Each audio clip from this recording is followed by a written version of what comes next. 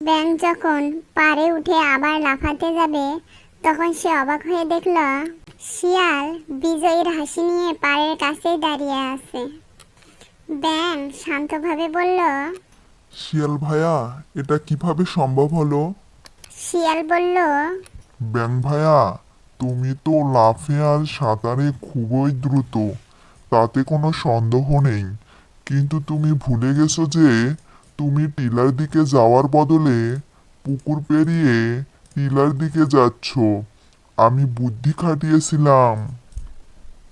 শিয়াল তার বুদ্ধি কাজে লাগিয়ে সেই দীর্ঘ পথের বদলে সংক্ষিপ্ত পথ ব্যবহার করেছিল।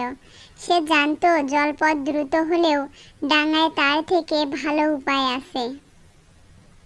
ব্যাঙ জলের উপর ভরসা করে দীর্ঘ পথ সাঁতরে পার করছিল। সেখানে শিয়াল তার চালাকি দিয়ে সময় বাঁচালো। ব্যাঙ তখন নিজের ভুল বুঝতে পারল। তার অহংকার চূর্ণ হলো। সে মাথা নিচু করে স্বীকার করলো, আসলে শিয়াল ভাইয়া, তুমি জিতেছো। শুধু শারীরিক শক্তি সব নয়, বুদ্ধি আসল শক্তি।